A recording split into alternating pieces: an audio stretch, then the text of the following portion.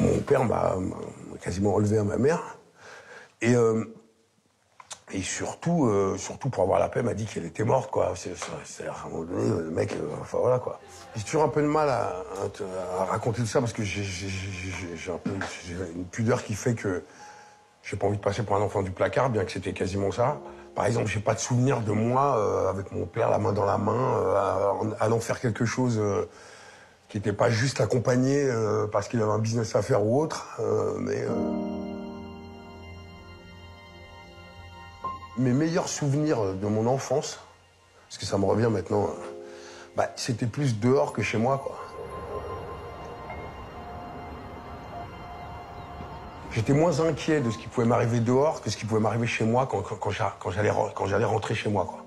Parce que mon père était un personnage qui cognait d'abord et tu savais après pourquoi. C'est-à-dire que tu rentrais, tu te faisais cravacher, et puis derrière, tu racontais pourquoi.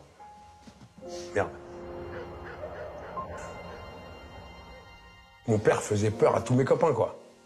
Tu vois, c'est-à-dire que tu sais, quand tu te pointes à l'école avec la tête ouverte, machin, mais que t'es tout le temps en train de mentir et que les mecs savent exactement ce qui s'est passé, enfin voilà.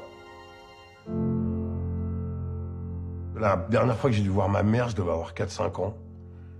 Et je l'ai retrouvée, je devais avoir la vingtaine. Je pourrais pas dire exactement, quoi. En Genève, elle. Ma mère, tous les 27 octobre, date de mon anniversaire, venait sur le parking pour trouver quelqu'un avec un cadeau pour me le filer, pour que je sente qu'il se passe quelque chose, quoi. Et que mon père, à chaque fois qu'il avait vendu ça, parce que les gens disaient, ouais, essayez de lui donner à lui, mais les gens s'en comprenaient pas, ils allaient taper à la porte, et lui sortait et allait la rouer de coups, tu vois, sur le parking, comme ça, au vu au-dessus de tout le monde, quoi. Je pense que ma vie, encore aujourd'hui, elle est gérée par pas mal de carences que j'ai pu avoir dans mon enfance. Je pense que je suis encore à 50 ans, encore en construction, et que surtout quand on a pu me reprocher plein de choses, plein d'écarts de conduite ou même mon attitude qui des fois correspond un peu à une incompréhension, parce que je pense que c'est dû au fait que j'ai pas fini de me construire, parce que je me suis fait tout seul, quoi. Un jour, je suis dans les loges, et là, quelqu'un vient me voir en me disant, il y a une grande dame qui pleure devant et qui dit que c'est ta mère, machin, nanana. Et je dis, ouais, c'est bon, machin. Et dans les 5 minutes qui suivent, on dit, bon, c'est à vous, faut aller jouer. Et on va, et là, je tombe sur cette grande dame qui est effondrée, et que je reconnais tout de suite. Et voilà, quoi. Et puis, j'allais monter, et puis derrière, il faut que je monte sur scène, quoi, tu vois.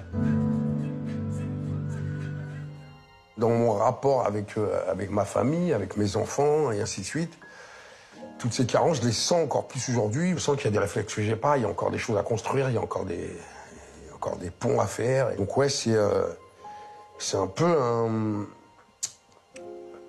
ça me poursuit encore beaucoup, ouais.